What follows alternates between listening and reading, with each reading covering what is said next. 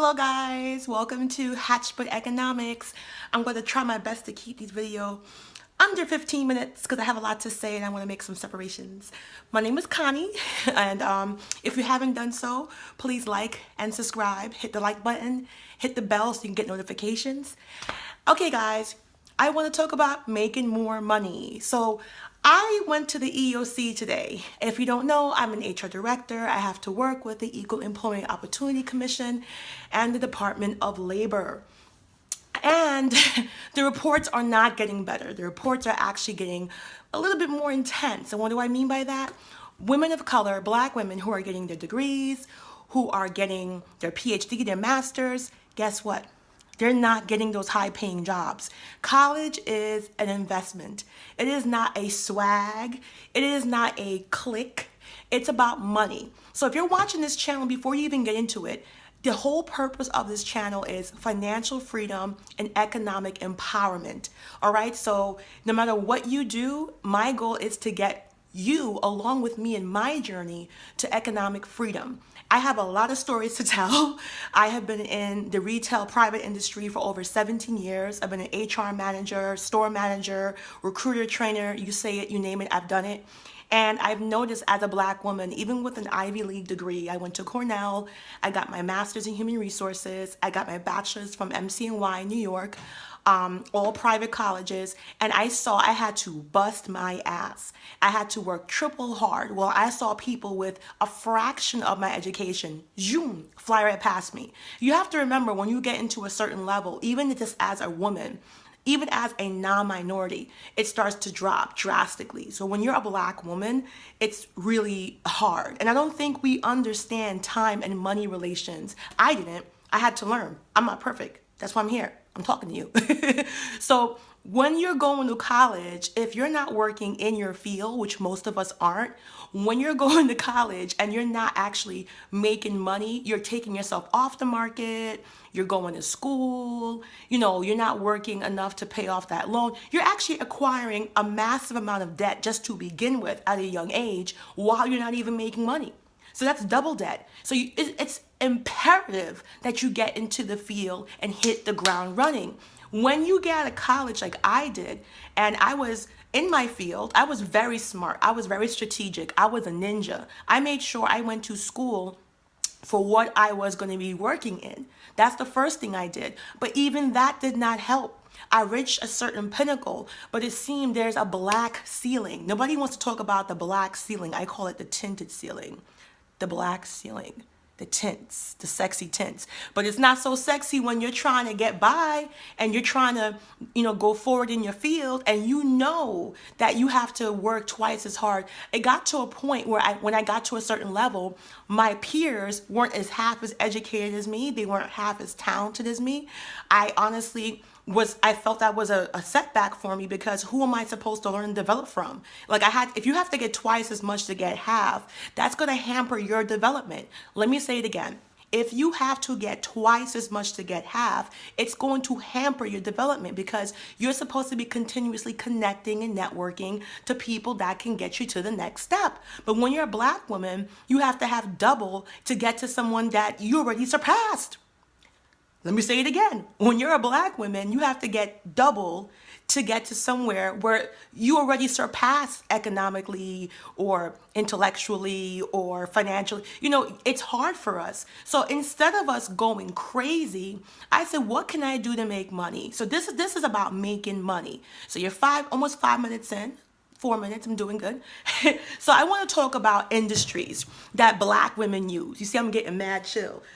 This is what makes me crazy. This is what makes my wig turns colors. The reason why it makes me crazy is that you have industries that are predominantly used by Black women, but we're not in them. Okay? We're not in them. You have industries that are in the billions that it's us buying makeup, it's us buying hair, it's us buying all this stuff, and we are not in it. So when you're talking about financial freedom, I'm talking about investing the least and getting the biggest return. I'm going to say it again. Investing the least and getting the biggest return. because that's what financial freedom is all about. I was reading so much documents about how the Asian population are turning into billionaires. They're not going to Harvard.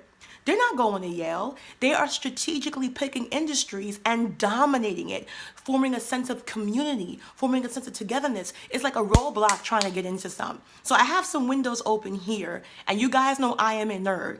One thing I want you to know, when you watch my channel, I will stay as factual as possible. If I have an opinion piece, I will say, this is my opinion. I want you guys to trust me. Integrity matters. I'm a nerd when it comes to trust, accountability, fairness, and integrity.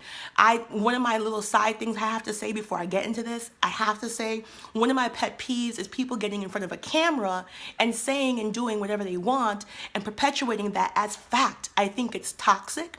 I think it's how we got President Trump. If you're a Trump fan, these nuts, I'm really sorry. But the fact is, people are saying their opinion as fact. You are entitled to have an opinion. But when you watch me, I want to have your trust. I want to have your respect. I want to have, the comfort of knowing, okay, Connie's getting data from a secure place. So you see the blue lights on my face. I constantly keep my computer up. No shame, because I want to be completely accurate with you. So let's get into the money. Money. Now, we all know about nails, okay? I see black women, I'm guilty, I got my nails done. I see black women spending so much money on nails. And when we go into these salons, they don't even market to us. Think about how much money Asians are spending on marketing. And I'm not trying to be racist against Asians, Indonesians, Filipinos, Koreans, Chinese, Japanese. It's not about that. I'm talking about the market demographically that dominates the black nail industry in America. So even outside of the black industry, they still dominate that genre. And just think about when you go into there. Do they say good morning, hi, welcome Connie, how was your weekend? Do they try to sell you? They just have a continuous stream of customers. We go there like a cult. I had to be honest with myself when it comes to me getting my nails done.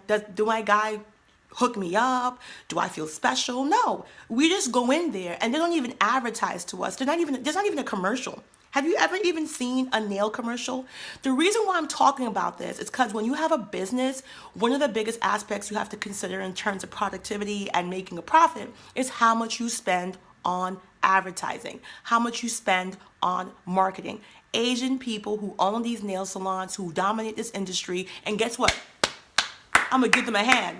Tim Kwao, give you a hand. Kim Sim Lo, give you a hand. No hating here, because nobody's stopping African Americans from dominating.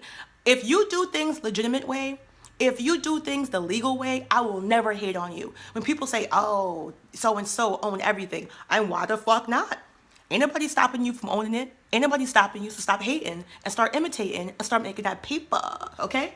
So I wanted to do some research and say, how much is the nail industry worth, all right? So underneath the description in this video, I'm going to be posting the link. So if you want to look at the documents I'm looking at, I'm going to post it. If I do not post it, just message me. I have a Facebook page called Hatchbird Economics that definitely will be in the links to let me know. So just really quickly, revenue from nail salon services in the United States, okay? In the billions, okay? So the statistics show revenue for nail salon services in the United States from 1998 to 2016. Nail salons generated approximately $8.53 billion in 2016. 8.53. 8 billion, 0.53 in the United States. That's the billions. People are spending billions on nails. Did she have to go to college to open a nail salon? Absolutely not. Do you have to have a master's, Ivy League? This is what I'm talking about. Why can't we get together? If you're like, Connie, I don't have enough money to open it. Yes, you do. Yes, you do. You have to know 4 or 5 people with a decent credit score, network, go to a notary, do a contract, and open it as a business. I go to seminars. You have to hear me. I might go over my time. I go to seminars where I coach black women, and literally there's like 10 people from the same neighborhood unemployed for 6-7 months. And I'm like, okay, you're not bums. You're just having a tough run because of the discrimination. I know how hard it is. I've been through it. Why don't you guys get together, pool your resources, and invest just like they do? They be investing with strangers. I've went to Asian seminars. I've went to them in New York. I've been sneaked in by my friends who's actually watching the video, so thank you for watching. She said she would watch this. She doesn't want too much of her secrets getting out, so whatever. But I have been, and I'm trying to tell you, if you want financial freedom, unity and community matters. Go to your family, go to your mom, show her the information. This is statistical information, statistics and studies from more than 18,000 sources. I will put this link in the YouTube video. People are making billions. Billions. So the reason why that's so important is because the proximity of the nail salons is so small in comparison to the revenue. Billions of dollars, that's a lot.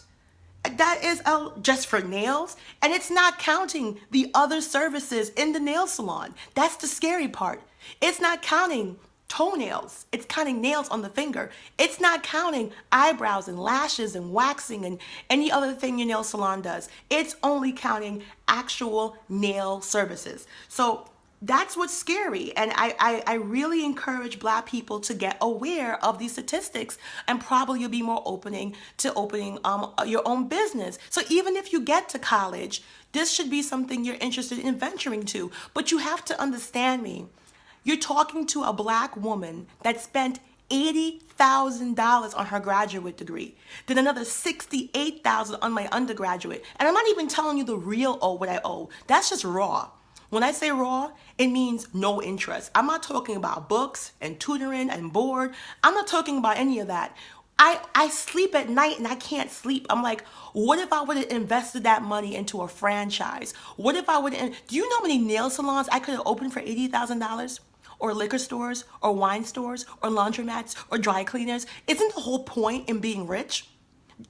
We're so disconnected from wealth building mechanisms. That's why I made this page. I am begging you, I am desperate. If you listen to what's happening on this page, if you listen to this channel, it will change your life.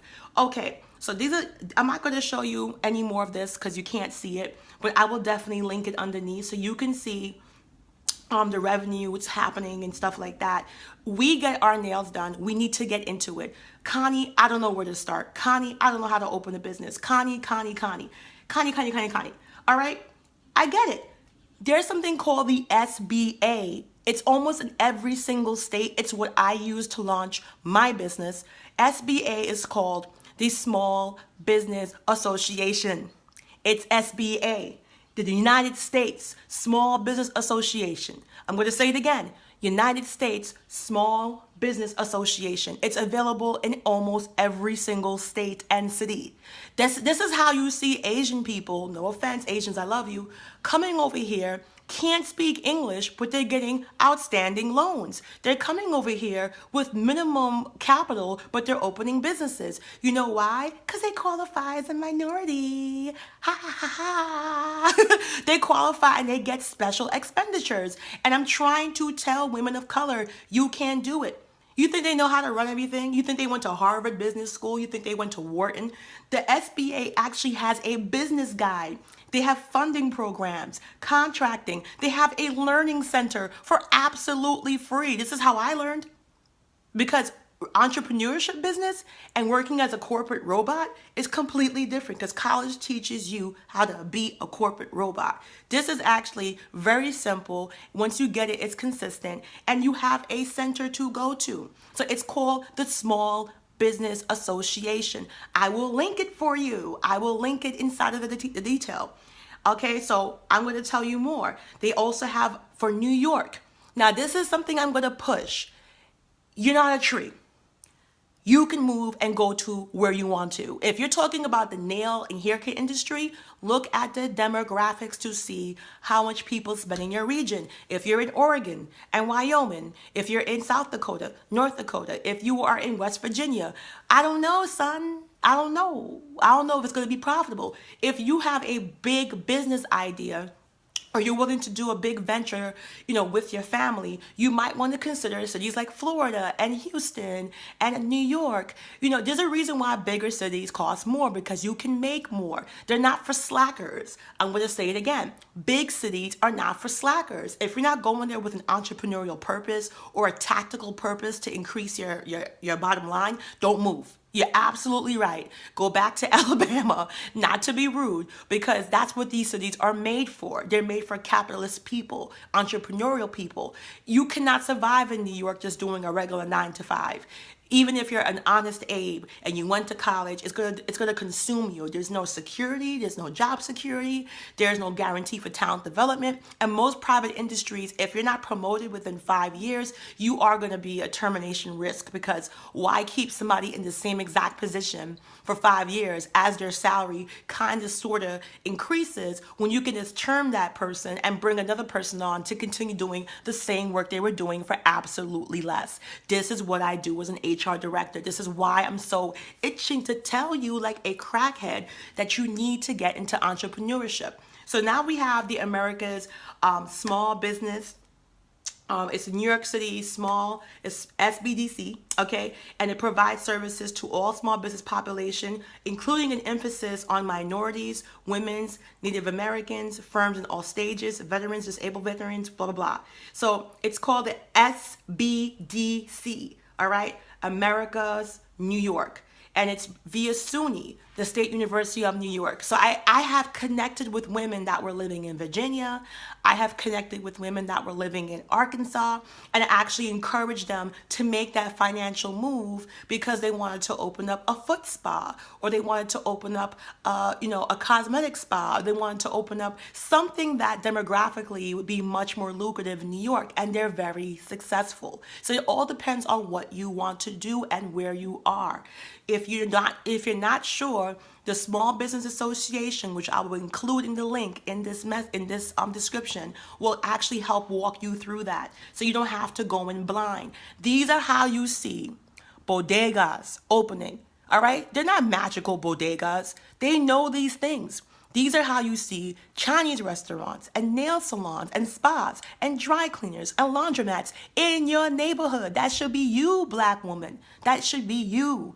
Take it back, okay? Take it back. So now you're going to have the SBA. They have a women's center as well. The Small Business Association, which is in almost every state, has a women's business center. I will link this for you as well. And it teaches how they emphasize on women and minorities. So you can get loans, you can get funding and support. And what I love about the SBA, they teach you how to do your business from the ground up. It's absolutely free. Even if you want to do online business and e-commerce business, which I love, I think online business is the shit. I'm really brick and mortar, unless you're doing an actual service, not a product, like a nail salon, a hair salon. That is what I'm really interested in pushing. Because if you look now into the current economic situation right now, you see a lot of companies like Ralph Lauren, you see a lot of companies like J.C. Penney, Sears. You see them struggling because a lot of people are turning to e-commerce. And the reason why it's happening is because, in my opinion, it's happening because of a lack of service. People used to go to the store to have an experience. It's happening because a lack of awareness. And it's also happening because people want convenience. If I can go online and get the same exact merchandise just like that, just from touching a button, you have to give the consumer an actual reason why they're walking into the store. So even things like groceries, I never thought I would live in my lifetime to see people willingly purchasing groceries online. I thought that was the most riskiest final frontier thing, because I was the type of person, I want to go to the grocery store, you want to see. But you have groceries that I call continuous groceries, like ketchup and mayonnaise and bread. You don't really have to go into the store and see those things piece by piece. You're actually able to, go and order that stuff. But stuff like meat and seafood and stuff you gotta touch and squeeze, you might wanna actually go into the store to see that. And that's the only thing. It's the actual product that's keeping stores open. It's not the service. So when you're looking at stores, or you're looking at industries that are doing well, it's service industries, travel, tourism, higher end stores that have a luxury feel to it, nail salons, hair salons, stores that are producing an actual service or what are doing great in the economy. Anything that's generic, that's just offering a product and nothing exceptional that you can get anywhere, you notice that's going to be dying down. So if you're thinking about opening a business, you want to look at the future of that. You want to look at the market, or just pay attention to what's on TV. Even Walmart is the king. Like, Walmart is the king, and now you see Walmart is struggling. That's Walmart, and they're struggling because Amazon's a monster. Amazon is offering everything in the whole world, and now you see that Amazon is struggling. Amazon is dominating. You're seeing these other small businesses struggling. So definitely you want to make sure that when you're talking about business or opening a business, you're focusing on things that are going to have longevity into the future. And it's pretty simple. People are purchasing experiences. People aren't purchasing physical things unless they absolutely have to go into the store to get them, or they feel like, I need to see this, or they just enjoy the experience. If you notice, the higher end stores, they're not doing bad. Bergdorf Goodman, Harry Winston, Cartier. Just think about it. If the economy was completely dry, these stores that are selling higher end products would be the first one to go. They would, right? But that's not what's happening. What you're seeing is the lower end stores that are offering generic products that anyone can sell. Those are the businesses that are doing well. So if you're talking about another industry that I consider lucrative, I would definitely say the hair industry, which is one of the most least minority industries, I think, in contrast to who's purchasing those products. You'll see a lot of African Americans investing, I think, billions in that as a collective. But if you look to see who's actually owning these products, it's not African Americans. It's mostly the East Asian market. And it's just completely segregated. And I think it's crazy. I think it's absolutely crazy that the hair care industry in 2014 was valued at $500 billion. That's a lot of money. And if you look at the ratio of African Americans who own a percentage of that, it's less than 1%. That's like literally, I don't even know how to calculate that beyond a 1%. So it's definitely something that we can get into and we're familiar with. And when you're talking about business, this is what I try to tell people. You have to see how much investments go into marketing, how much money you're spending in advertising, how much money you're spending in overhead costs. What is the cost directly, out of just getting that product to the customer. And when you look at the Asian market, how they're projecting to the Black community, I don't even know how they do it. Because you have them, they're selling and they're not using advertisements. They're not using commercials. They're not using specialized consultants. They're selling expensive products. Hair is expensive, weave is expensive. Just the whole thing is not a cheap industry. And some of these products are complex, but yet they're not investing anything. They don't even advertise directly to African Americans. We just give them that free people traffic. And that's going to increase your revenue because you get to keep more of your profits the less you advertise. So when you're going into business, that's the first thing you got to think about. The ratio of what's going to happen in terms of marketing, investing, and stuff like that. So that's why you have to make sure when you're looking at businesses, you want to look at what is the actual profit, the bottom line, not just, I can make $1 million, but if you're spending a lot of money, if you're spending a lot of time, if you're spending a lot of effort, and it's not a good return, you have to look at that as well.